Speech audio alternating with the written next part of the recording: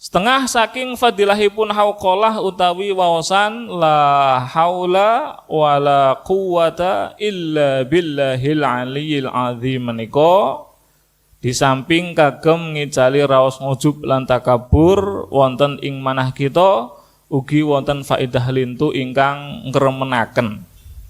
Ing antawisipun inggih menika ingkang pertama ngicali sumpek susah lan gelisah wonten ing samudayanipun pagesangan. Dipun dawuhaken idza nazala bil insani muhimmun wa tala la haula wala quwwata illa billahil aliyil azim salata mi'ati marrah farrajallahu anhu. Salah setunggalipun faidah kagem maos hauqalah la haula wala quwwata illa billahil aliyil azim menika saged ngicali sumpek, ngicali susah, ngicali gelisah. Sing biasane ngraos sumpek uripe, susah uripe, gelisah uripe. Niki dipun aturi kagem maos hauqalah desering-sering sekathah mungkin.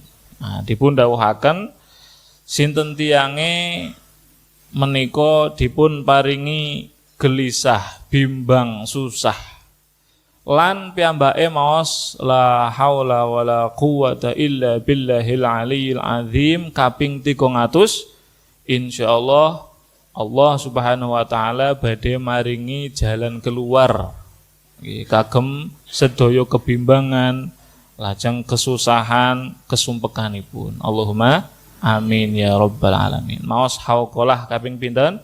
Kaping 300. La haula wala quwwata illa billahil aliyil azim. La haula wala quwwata illa billahil aliyil azim. La haula wala quwwata illa billahil aliyil azim. Menika pengakuan dumateng Allah Subhanahu wa taala kula niki mboten saged napa-napa kejawi napa namine pitulungipun Allah Subhanahu wa taala. Kejawi karena pertolonganipun Allah Subhanahu wa taala. Kula niki nggih mboten wonten kekuatan kagem nglampahi ibadah kecuali pertolongan saking Allah Subhanahu wa taala.